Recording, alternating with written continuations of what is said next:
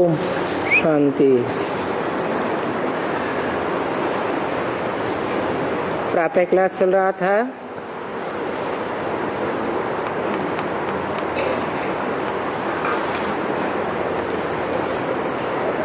दो जनवरी 1966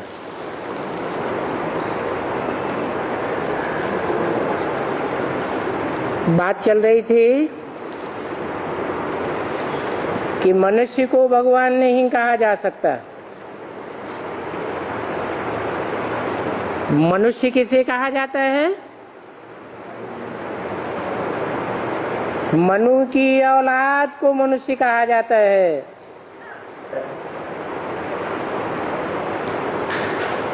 मनु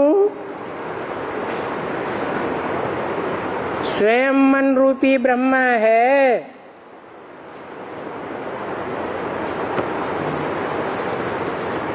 जो मनु की औलाद हैं वो सब मन चंचल होने वाले हैं। मनुष्यों का मन चंचल होता है।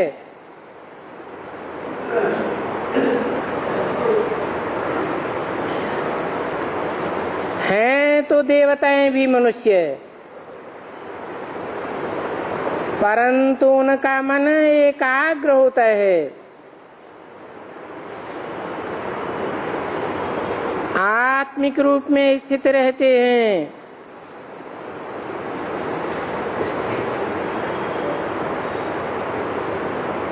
परंतु देवताओं को भी भगवान नहीं कहा जा सकता।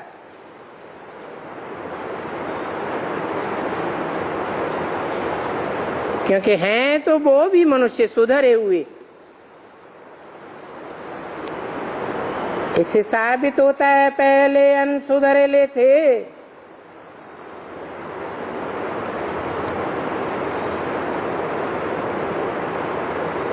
तो जो पहले अनसुधरेले थे बाद में सुधरेले बने, उनको भगवान कैसे कहा जा सकता है?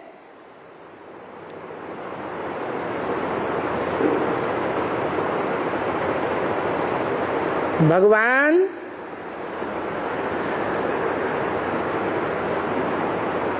चंचल मन वाला नहीं हो सकता।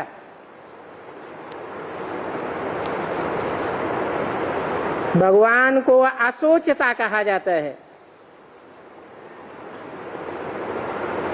त्रिकालदर्शी कहा जाता है।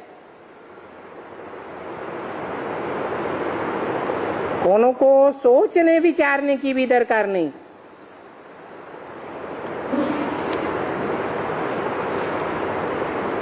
इसलिए बोला ये बड़ी समझने की बातें हैं।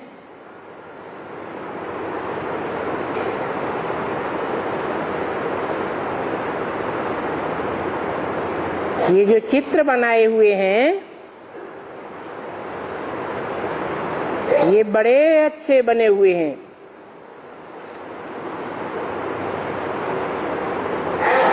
देखा जाता है प्रदर्शनी में समझाने से हर एक की शक्ल से मालूम पड़ता है।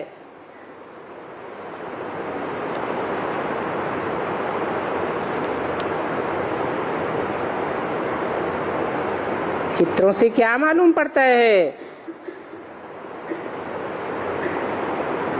कि ये राक्षस है, मनुष्य है, देवता है या भगवान है।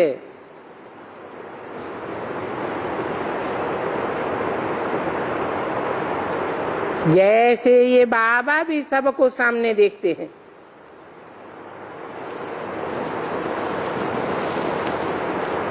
जो इन बातों को अच्छी रीति समझते हैं वो तो झूलते रहते हैं।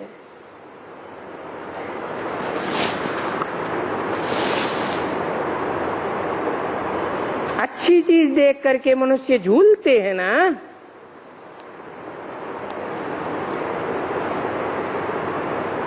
तुम बच्चों का चेहरा भी सदैव खुशनुमा होना चाहिए।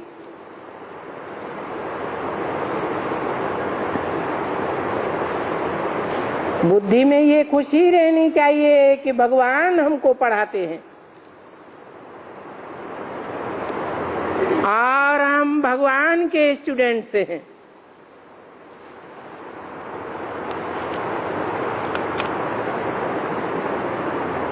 भगवान पढ़ाते ही हैं भगवान भगवती बनाने के लिए।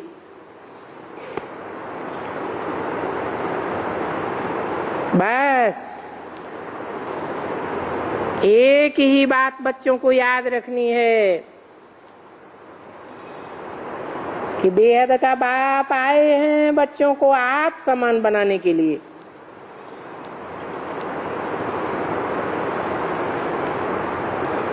भगवान वाच है, मैं तुमको राजयोग सिखाता हूं।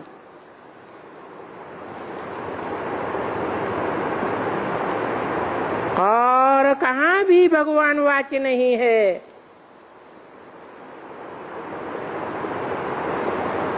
कोई भी ग्रंथ में भगवान वाच नहीं है सिवाय श्रीमद् भगवत गीता के।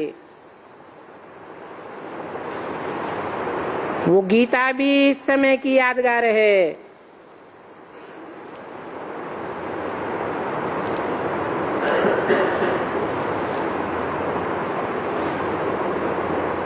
शंकराचार्य वाच्य,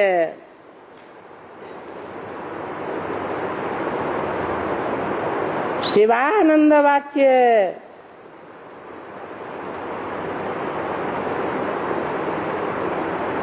परंतु ये तो है निराकार भगवान वाच।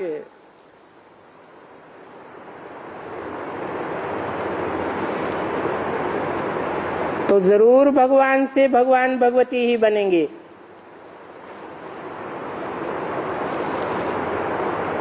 सतयुग में बरोबर भगवती लक्ष्मी, भगवान को नारायण कहते हैं ना, क्योंकि भगवान ने ही उनकी आत्मा को ऐसा बनाया है। कैसा बनाया है?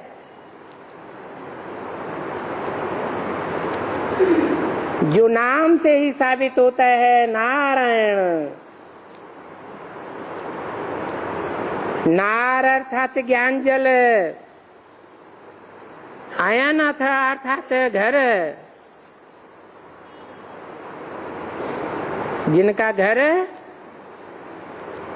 सदैव ज्ञान जल में है।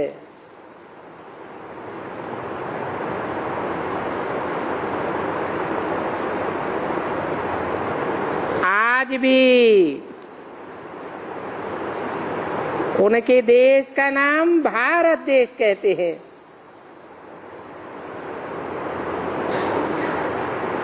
भा माने ज्ञान की रोशनी, रत माने लगा हुआ।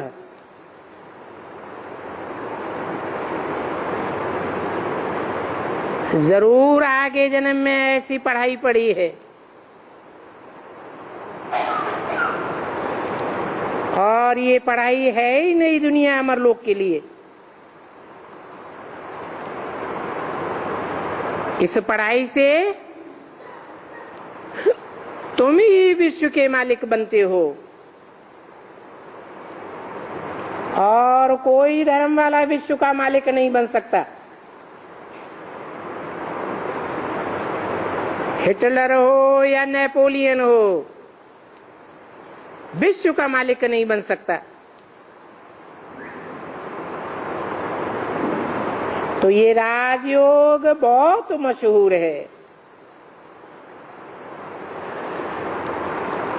पतित पावन बाप ने ही ऐसा पावन विश्व का मालिक बनाया है।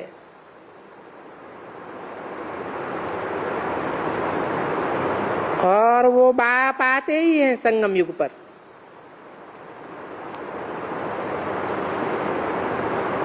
राम राज्य में तो कोई बुलाते ही नहीं कि हे पतित पावन आओ।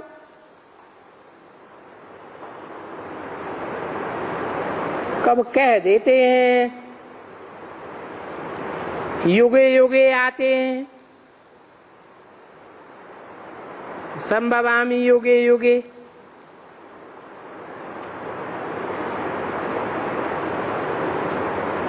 ऐसे क्यों कह देते हैं? जबकि मैं संगम युग में ही आता हूं,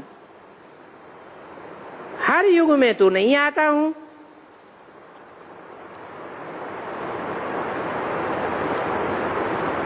हर युग में आवे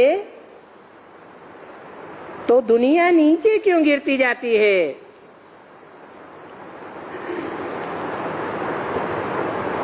मैं तो संगम युग में ही आता हूं।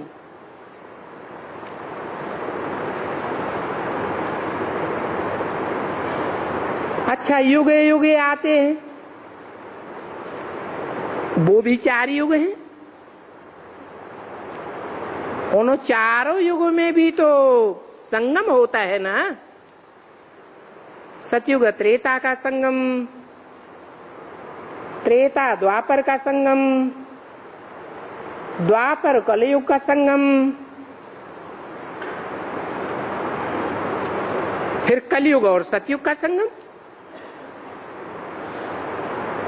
तो सोचना चाहिए ना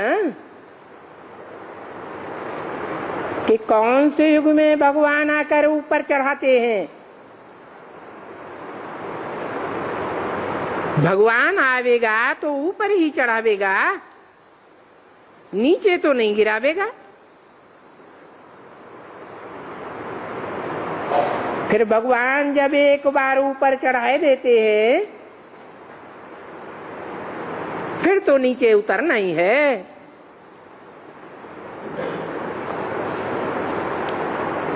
तो ये बातें बाप ही बैठ समझाते हैं।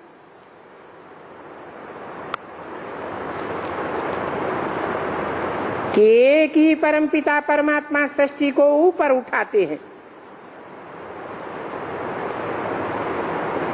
और युगों में तो सब नीचे गिरते हैं।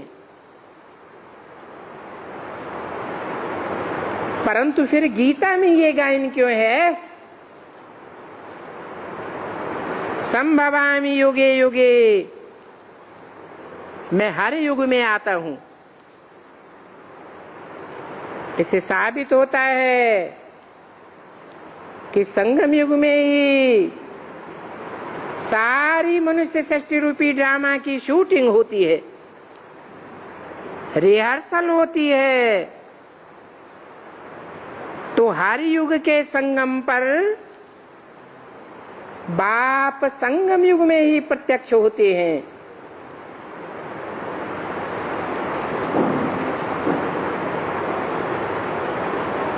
इसलिए गीता में लिखा हुआ है संभवामि युगे युगे। बाकी ऐसे नहीं है कि ब्रॉड ड्रामा में 1250 वर्ष के बाद आता हूं और हर युग के बाद आता हूं।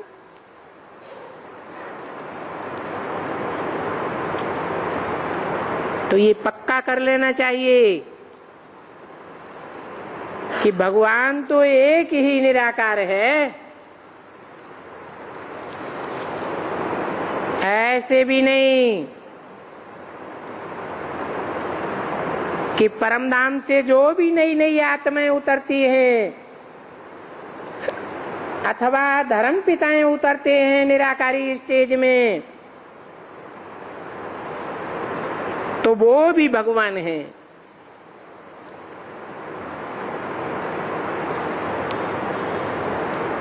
नहीं, उनके आने के बाद तो ये सारी सृष्टि नीचे ही उतरती है। वो खुद भी नीचे उतरते जाते हैं और उनके फॉलोअर्स भी नीचे उतरते जाते हैं। तो उन धर्म पिताओं को भी भगवान नहीं कहा जा सकता।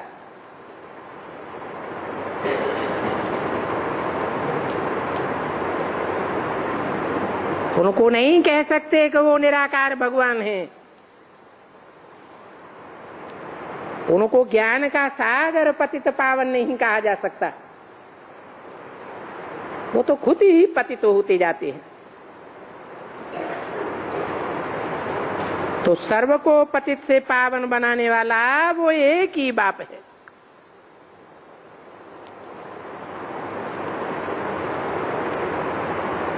और उस बाप का भारत में ही गायन है,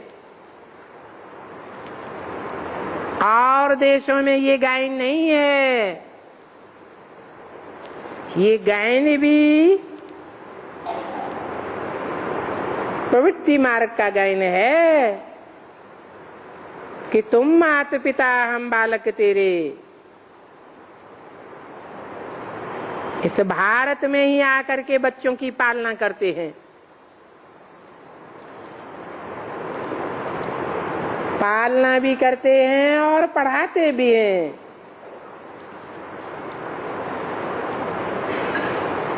क्या पढ़ाते हैं? सभी वेदों शास्त्रों का सार पढ़ाते हैं। सार सार की बातें बताते हैं।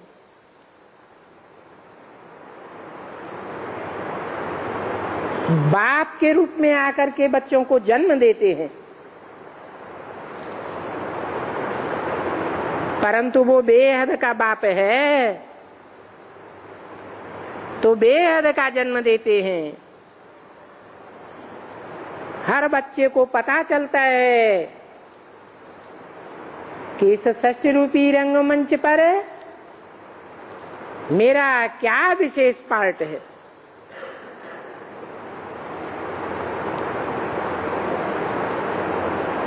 जिस पार्टधारी की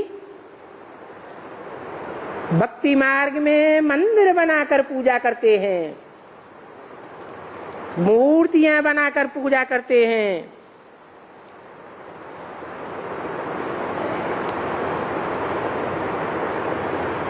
तो मनुष्य से देवता बनने की पढ़ाई पढ़ाते हैं।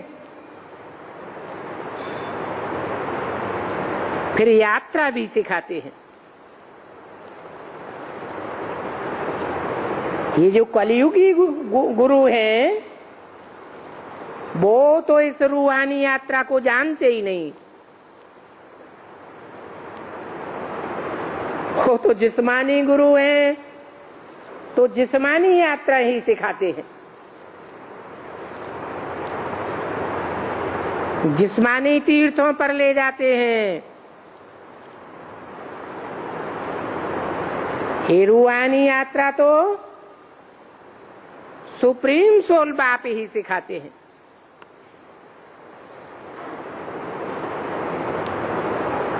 तो तुम बच्चे जानते हो कि निराकार बाबा, हम निराकार बच्चों को रूहानी यात्रा सिखाते हैं।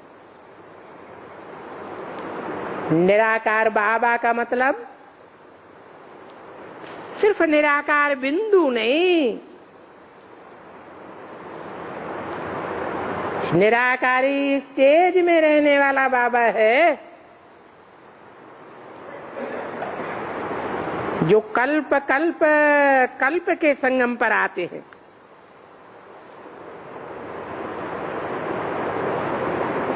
ये 3-4 बार कल्प कल्प क्यों बोलते हैं?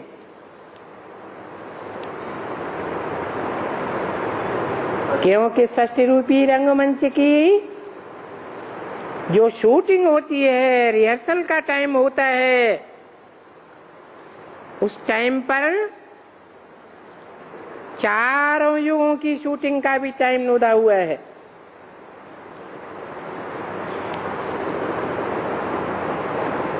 जहां विशेष रूप से बाप प्रत्यक्ष होते हैं।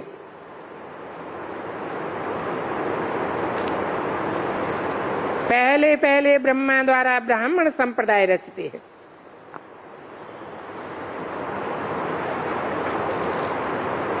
शूद्रों को ब्राह्मण बनाते हैं।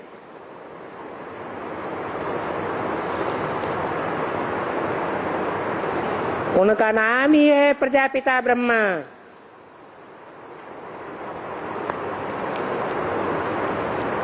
विष्णु को व शंकर को अथवा नारायण को प्रजापिता नहीं कहेंगे।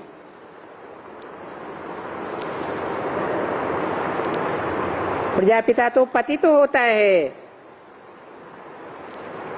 पतित तन वाला होता है, पतित आत्मा वाला होता है। विष्णु को पतित आत्मा थोड़े ही कहेंगे,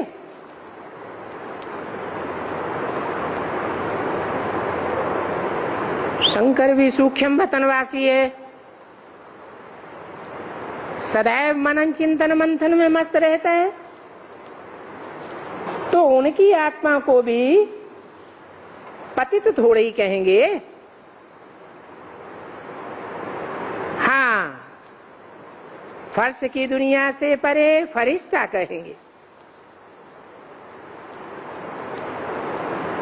तो नारायण को भी प्रजापिता नहीं कहेंगे।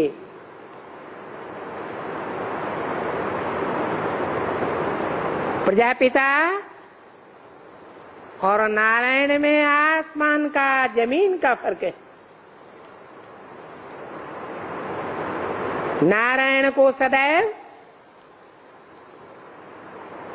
क्षीर सागर में दिखाते हैं। प्रजापिता तो इस मनुष्य सृष्टि का है। ये मनुष्य सृष्टि तो पतित है। पतित दुनिया में सब पतित होती है।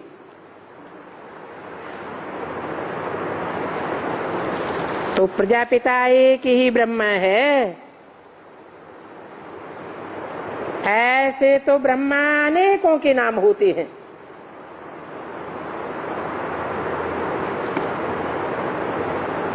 दादा लेखराज भी ब्रह्मा है, प्रजापिता नहीं है।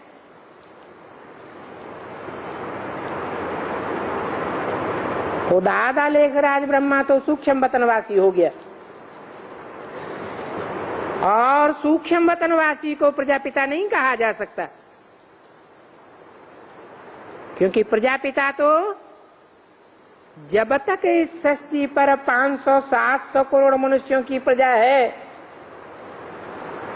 तब तक उसको इसी सृष्टि पर रहना है। दादा लेखराज ब्रह्मा तो है, परंतु प्रजापिता नहीं है, क्योंकि बीच में ही इस दुनिया को छोड़ के चला जाता है।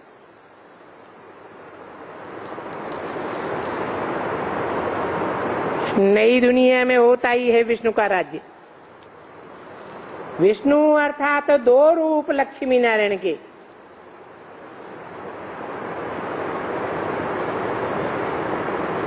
तख्त के पिछाड़ी विष्णु का रूप रखें तो भी एक ही बात है।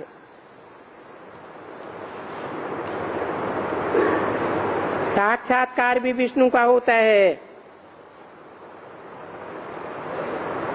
ये साक्षात्कार इसलिए होता है कि वो प्रवृत्ति मार्ग के हैं। इस विष्णु का अर्थ तुमको समझाया जाता है।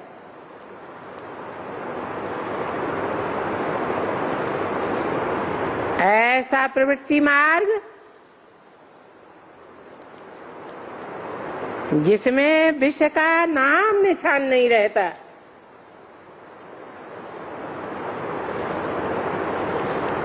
विष्णुपुरी में लक्ष्मी नारायण का राज्य है।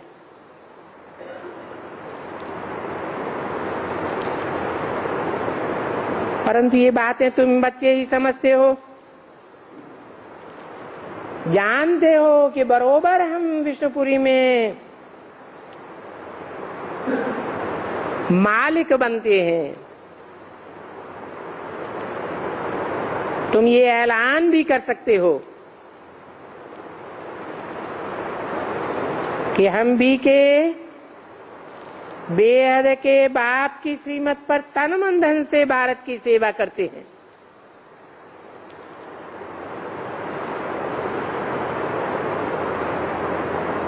कोई और से भीख नहीं मांगते हैं, अपने ही तन मन धन से हम सेवा करते हैं, और पवित्र बन के हम रूहानी यात्रा सीखते हैं। हम ही आधा कल्प से जिस्मानी यात्राएं करते आए। इस समय रूहानी बाप आया हुआ है, जो हम रूहों को रूहानी यात्रा करना सिखाते हैं। फिर बाद में तो सतयुग में रूहानी यात्रा होती ही नहीं। हमको एक ही यात्रा से बादशाही मिल जाती है।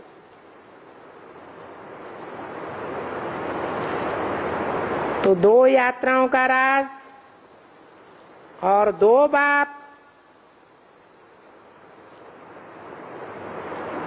और फिर 3 बाप।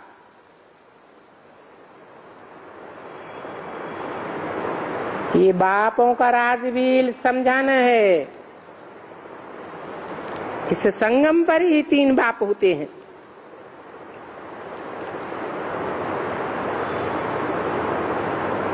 लौकिक बाप तो हर एक को होता है अलग अलग। अलौकिक बाप इस संगम युग पर होता है।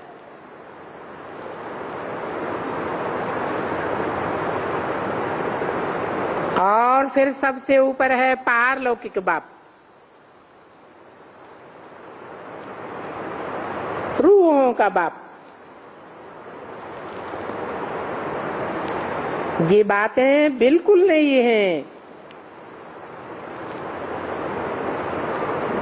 नई दुनिया के लिए नई बातें हैं।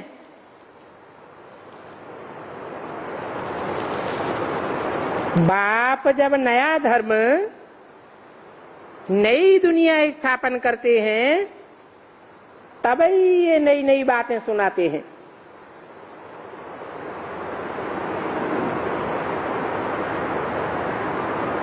तो ये सारी नई बातें हैं, क्योंकि कोई भी शास्त्रों में ये बातें नहीं है।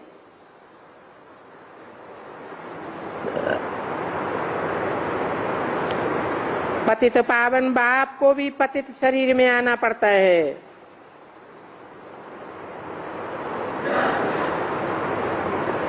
पावन शरीर में आवेंगे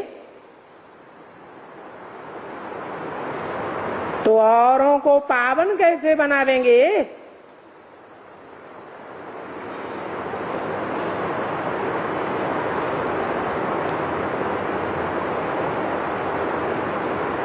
जो पक्के सन्यासी होते हैं वो तो किसी को टच करना भी पसंद नहीं करते।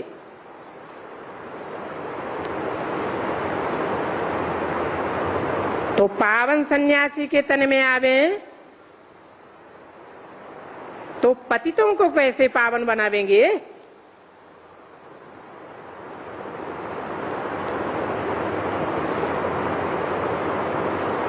ब्राह्मण पावन बनने के लिए पुरुषार्थ करते हैं।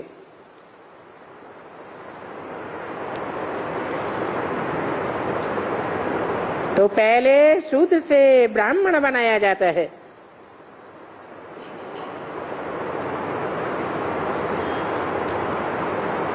अभी बाप कहते हैं मुझे याद करो।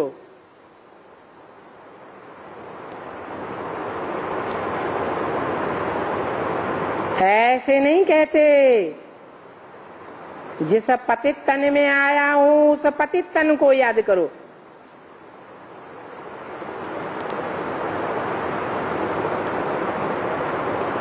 बोला भी है, न साकार को याद करना है, न सिर्फ निराकार को याद करना है, और न आकारी को याद करना है। तो किसको याद करना है? साकार में निराकारी बाप को याद करना है। ये ब्रह्मा द्वारा बाप की मत मिलती है। ऐसे भी नहीं है कि बाप का बनने से पवित्र बन जाते हैं। नहीं, बाप युक्ति समझाते हैं अपने पौत्रों को। कहते हैं बच्चे मनमना भव, जरूर ये बात इन ब्रह्मा को भी कहेंगे।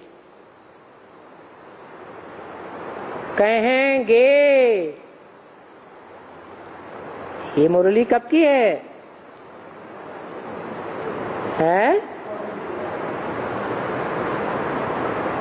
ब्रह्मा के शरीर छोड़ने से पहले की मुरली है, जिसमें ये बात बताई कि न ब्रह्मा को भी कहेंगे। क्या कहेंगे? मन मना भव, मेरे मन के संकल्पों में समा जा।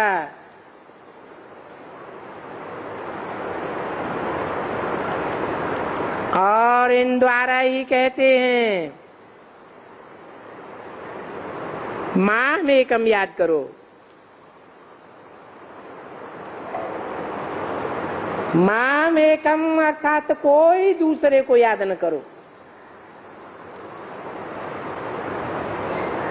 अपनी बुद्धि का योग मेरे साथ रखो। इसी को रूहानी यात्रा कहा जाता है। ये मन मना भव की रूहानी यात्रा है। अपने बाप को, अपने घर को ही याद करना है। इसलिए गाया जाता है अंतकाल जो स्त्री सुमिरे, ऐसा करेंगे तो यहां ही बिच्छू टिंडन जैसा जन्म मिल जाएगा।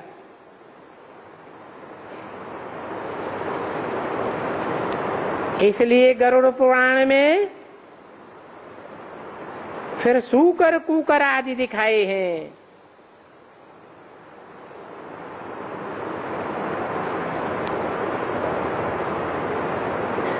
ये यहाँ की यादगार है। ऐसों को कहा ही जाता है आसुरी संप्रदाय। तो शास्त्रों में संगम युग में जैसी जैसी एक्ट की है वैसे वैसे नाम धर दिए। तुम तो ईश्वरीय बच्चे हो। अगर बाप को याद नहीं करते हैं, उल्टे सुल्टे कर्म कर लेते हैं, तो नीचे गिर जाते हैं।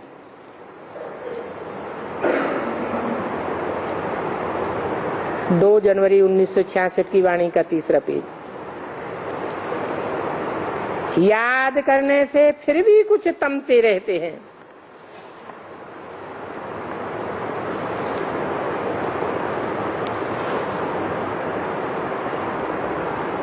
याद न करने से अथवा बेविचारी याद करने से और ही नीचे गिरते जाते। तो जब तक याद में रहते हैं तो मौज में रहते हैं। इसलिए बाप कहते हैं ये संगम युग है, मौजों का युग।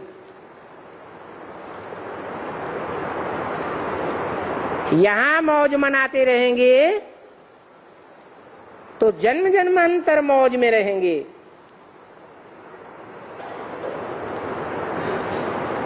बाप को भूलने से लड़ने झगड़ने लग पड़ते हैं। तो बाप कहते हैं ये निर्धन के बच्चे हैं।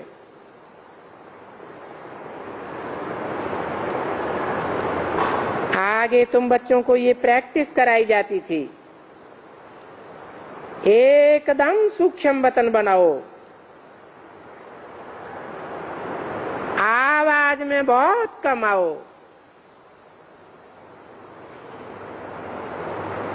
एकदम मूवी बना दो।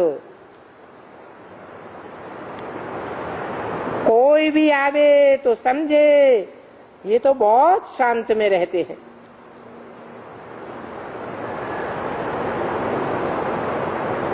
हम भी जैसे कि सूक्ष्म वतन में ऐसे प्रैक्टिस करते करते फिर मूल वतन में चले जाएंगे।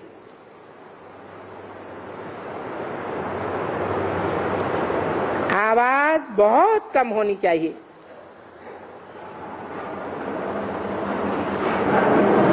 इसलिए बाबा रोज कहते हैं कम बोलो, धीरे बोलो, मीठा बोलो।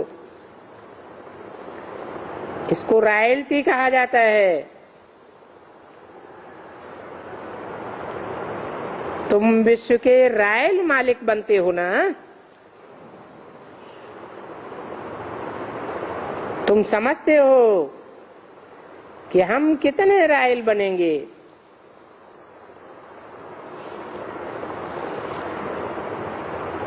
फिर जब पतित बनते हैं तो अपने ही पास्ट चित्रों को बैठ पूजते रहते हैं, क्योंकि पूज्य से फिर पुजारी बन जाते हैं।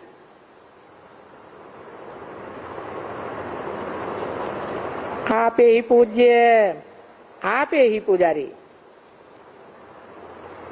बाकी भगवान तो पूज्य और पुजारी नहीं बनते हैं।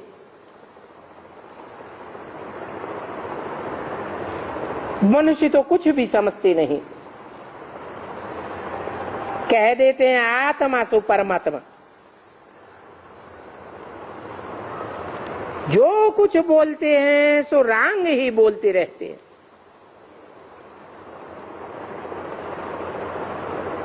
अभी तुम तो जानते हो कि राइटियस बोलने वाला एक ही बाप है, बाकी तो रचयिता और रचना बाप के लिए सब झूठ बोलते रहते हैं।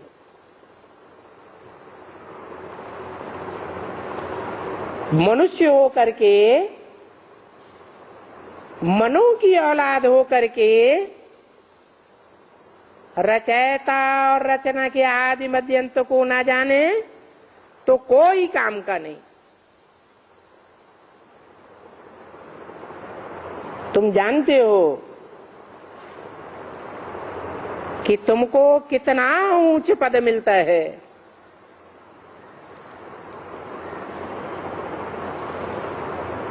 तुम्हारी बुद्धि कितनी अच्छी बन गई है, जो तुम बेहद के बाप से बेहद का वर्षा लेने का पूरा पुरुषार्थ कर रहे हो। तुम यहां आए ही हो नई दुनिया में ऊंच से ऊंच पद पाने के लिए। ऊंच पद पाने के लिए तुम स्टूडेंट भी हो ना। स्टूडेंट्स की बुद्धि में रहता है कि हम पढ़ाई पढ़ करके अच्छे मार्क्स से पास हो जाए।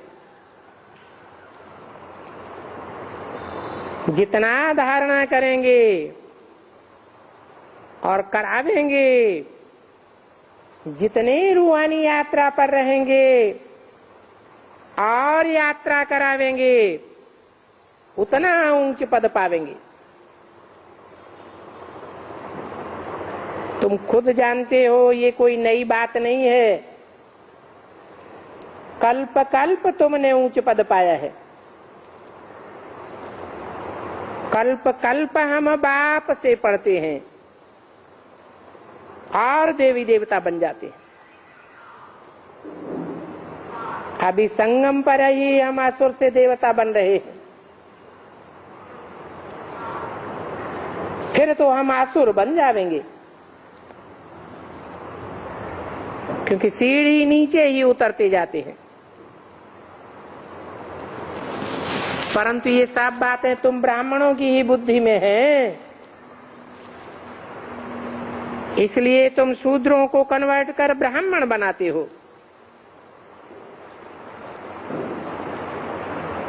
बाप ही शूद्र से ब्राह्मण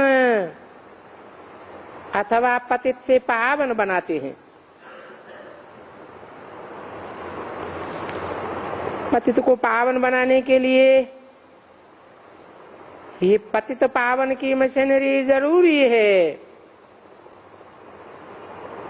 और ये पावन बनाने की मशीनरी जब तक देवता नहीं बन जाएंगे तब तक जारी ही रहेगी। कहते भी हैं पतित पावन आओ, हम कहते हैं पतित पावन की मशीनरी चल रही है,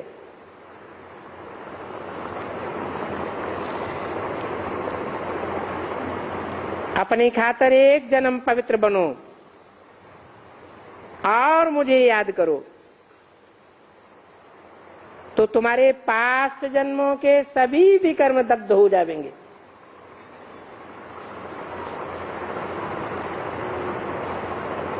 पतित पावन बाप कोई गंगा में नहीं स्नान करावेंगे,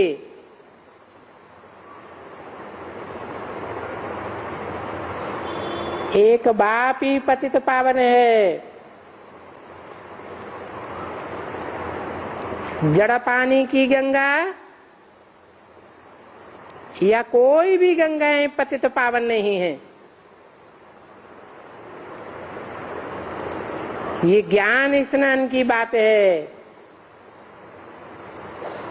ज्ञान सिर्फ एक बाप से आता है, बाकी तो कुछ न कुछ मिक्स करके सुनाते हैं।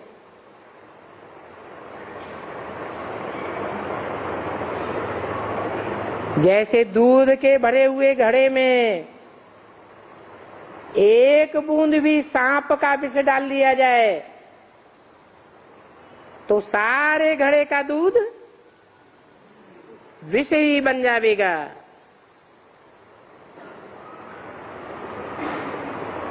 तो बाप ही तुमको ज्ञान स्नान कराते हैं, बाप समझाते हैं।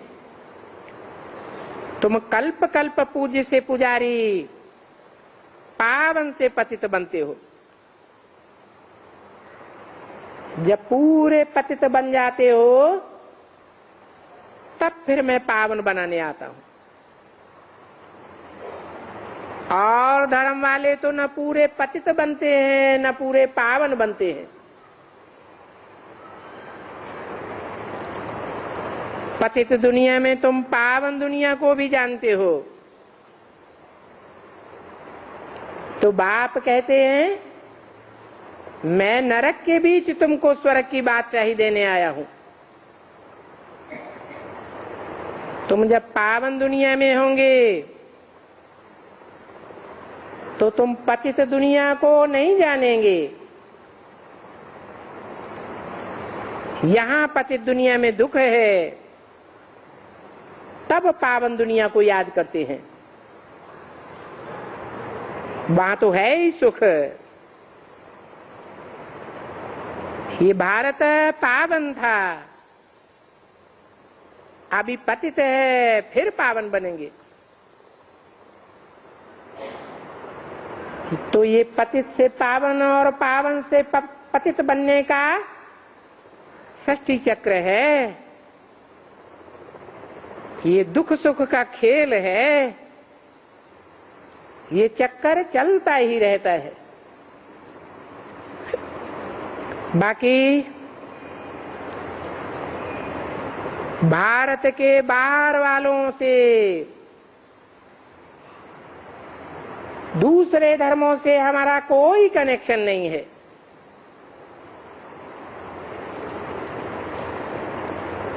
ये तो दूसरे धर्म बाई प्लॉट हैं।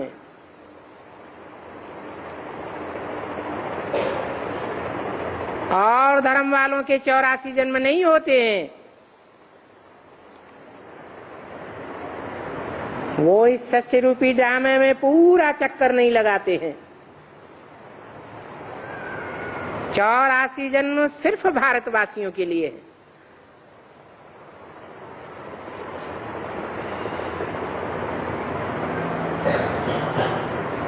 कहाँ के वासियों के लिए है? हैं?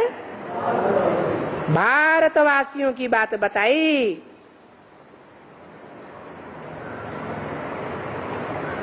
जो ज्ञान की रोशनी में ही रत रहता है,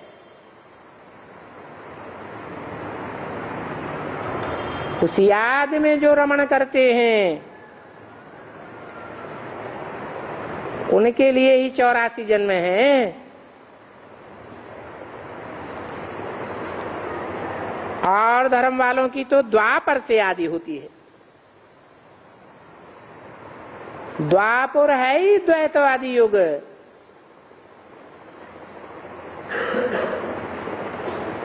द्वैतवाद से दैत्य पैदा होते हैं, अद्वैत देवताएं होते हैं। वहां दो धर्म नहीं होते, दो कुल नहीं होते, दो मतें नहीं होती, दो राज्य नहीं होते। तो देवताओं का है अद्वैत राज्य,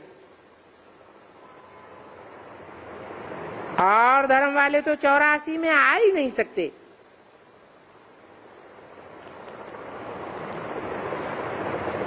तो हमको सच्ची सच्ची सत्यनारायण की कथा चाहिए 84 जन्मों की।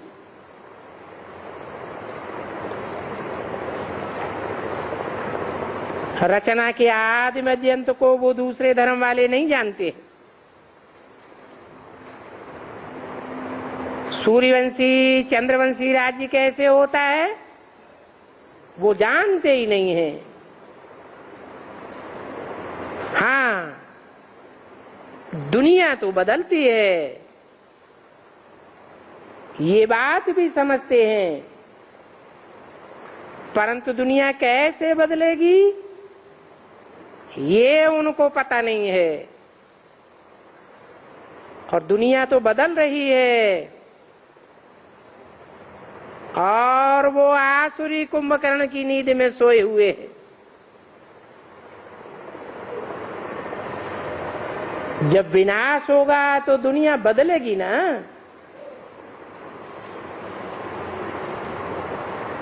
इस महाभारत लड़ाई के बाद ही भारत स्वर्ग बनेगा।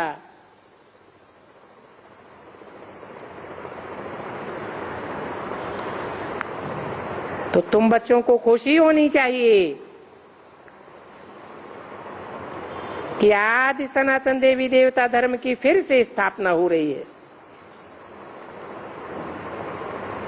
और ये बात तो तुम बच्चे भी चाहते थे ना कि राम राज्य हो। राम राज्य तो राम ही लावेगा ना। तो तुमको भिन्न भिन्न प्रकार से समझाना है। दिन प्रतिदिन तुम बच्चे समझते जाएंगे। ये समझने की ड्रामा में नूद है।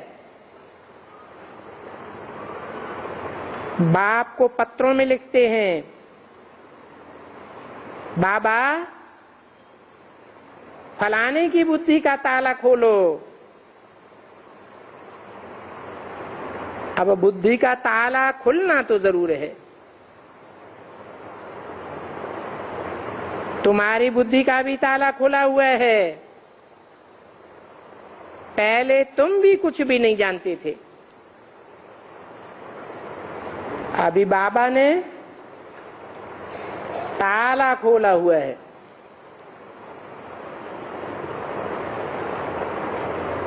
माया ने गॉडरेज का ताला ऐसा लगा दिया है जो समझते ही नहीं है कि ये भारत स्वर्ग था। 84 जन्म के बदले 84 लाख जन्म कह देते हैं।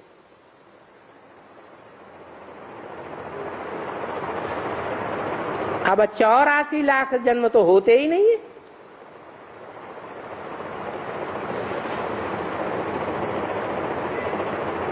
चौरासी जन्मों को ही नहीं समझ सकते हैं तो 84 लाख जन्मों को कहां समझेंगे,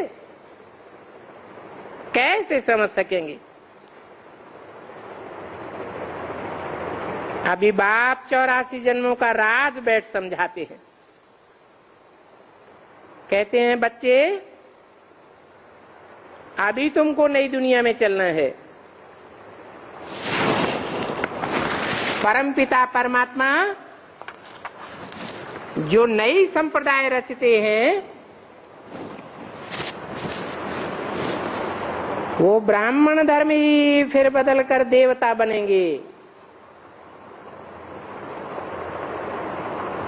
2 जनवरी 1966 की वाणी का 4था पेज। शूद्र से ब्राह्मण बने हैं पवित्र बनने के लिए। ये पवित्र बनने का संगम युग है। बाकी पतितों का तो विनाश होना है। अभी तुम संगम पर हो और ब्राह्मण धर्म में हो, फिर पीछे देवता बन जाएंगे। क्योंकि बाप ही आकर के ब्राह्मण और देवता धर्म स्थापन करते हैं। तुम देवता बन जाएंगे, फिर ये ब्राह्मण धर्म लोप हो जाएगा।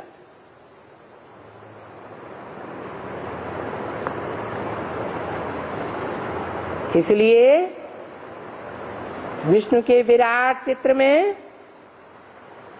ब्राह्मणों की चोटी नहीं दिखाई है, मस्तक समान देवता दिखाते हैं। तो देवता धर्म ही रहेगा और फिर क्षत्रिय धर्म होगा। अपन तो ये बात जानते ही हैं कि जो देवता नहीं बन सकेंगे वो क्षत्रिय धर्म में चले जाएंगे। अभी शूद्र धर्म है, फिर ब्राह्मण देवता क्षत्रिय धर्मों की स्थापना हो रही है। अभी तुम पुरुषार्थ कर रहे हो तो बच्चों को पुरुषार्थ बहुत अच्छा करना है। तुम कल्याणकारी बाप के संतान, कल्याणकारी मददगार बनते हो। बाप कितनी सहज कहानी बैठ बताते हैं। आज से लक्ष्मी नारायण का 5000 वर्ष पहले राज्य था। वो लक्ष्मी नारायण पूज्य थे। पीछे द्वापर से उतरती कला होती है। सो देवता से फिर क्षत्रिय बने, वैश्य बने, शूद्र बने, तो उतरना तो होता ही है। सीढ़ी उतरते हैं। ब्राह्मण चोटी है, चोटी बनाते हैं तो उसमें शिव बाबा बनाते हैं। ऊंचते ऊंचे है शिव बाबा। फिर ब्राह्मण देवी देवता धर्म, सच्चे सच्चे ब्राह्मण अभी तुम बनते हो। ये बात समझाना किसी को बहुत सहज है, तो कुछ न कुछ समझाने का पुरुषार्थ करना चाहिए। और शिव बाबा को भी याद करते रहो। हम शिव बाबा की संतान हैं। इर्ष्याद से तुम नई दुनिया में चले जाएंगे। कोई की तकदीर में नहीं है तो फिर बाप भी क्या कर सकते हैं। बाबा का आज्ञाकारी तो बनना चाहिए ना, अवज्ञा तो नहीं करनी चाहिए ना। अविज्ञाएं करते रहेंगे तो पतित से पावन कैसे बनेंगे।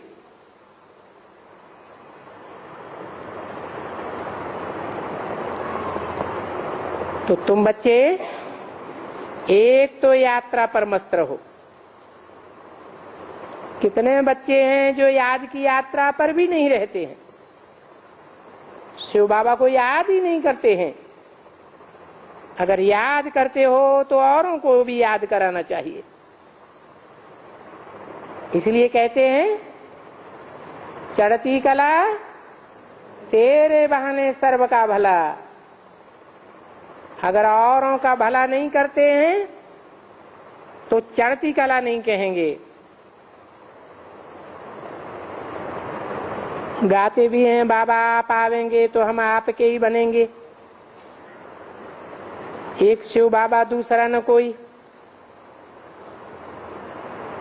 पतित पावन एक निराकार बाप के सिवाय किसी को भी नहीं कहा जाता। तो बच्चों की बुद्धि में सर्विस के प्लान चलने चाहिए। ये त्रिमूर्ति तो तुम्हारा जैसे ट्रेडमार्क है, उस गवर्नमेंट का ट्रेडमार्क कौन सा? अशोक की लाट दिखाते हैं ना, 3 शेरों का चित्र दिखाते हैं,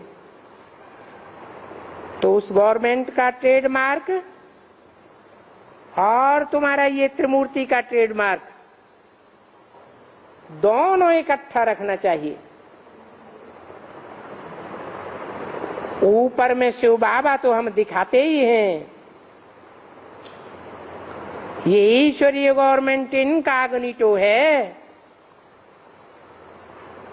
वो आसुरी गवर्नमेंट कॉग्निटो है। तो दोनों का कोर्ट सा फॉर्म रखना चाहिए। ऐसे रखकर दिखाने में कोई नुकसान नहीं। बाप ब्राह्मणियों द्वारा भारत को स्वर्ग बनाते हैं, हम भी के अपने ही तन मन धन से भारत को स्वर्ग बनाते हैं। भाषण भी ऐसे ऐसे करना चाहिए। बाप कहते हैं ये अंतिम जन्म है, तो तुम पवित्र बनकर मेरे द्वारा राजभाग ले लो, मुझे याद करो तो तुम्हारे विकर्म विनाश होंगे। ये कितना सहज है। अच्छा, मीठे मीठे सर्वसेवक बच्चों प्रति माता पिता बाप दादा का याद प्यार, गुड मॉर्निंग। ओम शांति।